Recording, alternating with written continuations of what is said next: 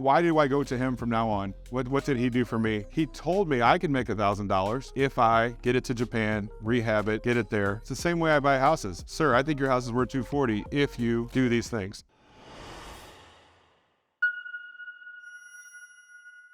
I want to talk about this guy for a second. I had an epiphany 3 weeks ago when I was telling the story about him. That speaker that money's sitting on is a JBL mono speaker from 1961, and the cabinet was beautiful. I knew there was something cool there, so I threw it on Craigslist. I think at the time, yeah, it was not Facebook Marketplace back then. It was like 5 years ago. I threw it out on Craigslist, and I had 15 calls in the first 10 minutes. And I go, uh-oh. I put it out for $100. I put it on for $100, and my phone just blew up.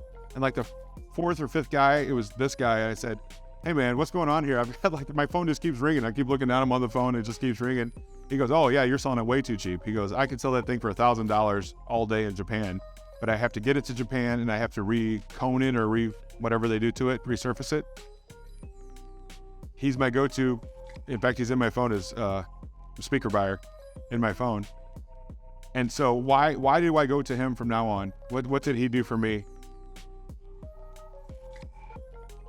He told me I could make $1,000 if I get it to Japan, rehab it, get it there.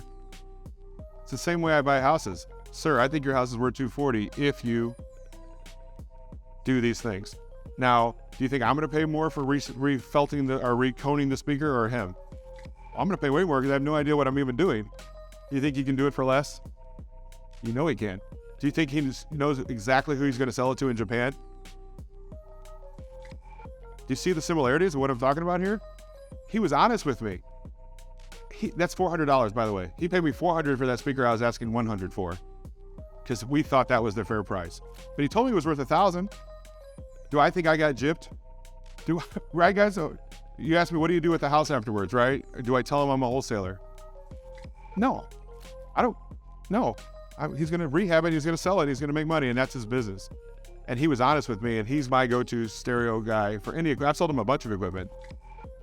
There's a bunch of brands out there that you'll learn from back when things were built better versus the 80s junk when people would buy brands and have it be cheap Chinese stuff. 60s and 70s were a good time for audiophiles, and a lot of these houses have that in there. And a lot of times, being stereotypical here, a lot of times Dad passed away, he was the audiophile. Mom's like, "Get this big old piece of furniture out of here." Not saying you need to make money off of the stuff. I just knew with this particular one, I like mid-century furniture, by the way, and it kind of had the legs that it looked like a piece of art to me. But I love the similarities in that guy. He told me I was selling it for too cheaply. He told me he could pay me $400, and he told me he was going to sell it for $1,000. And so I'm like, cool. Instantly gained trust because I didn't want to do the thing that he was willing to do. Your families don't want to rehab the house. They just want to be treated fairly. Very, very similar.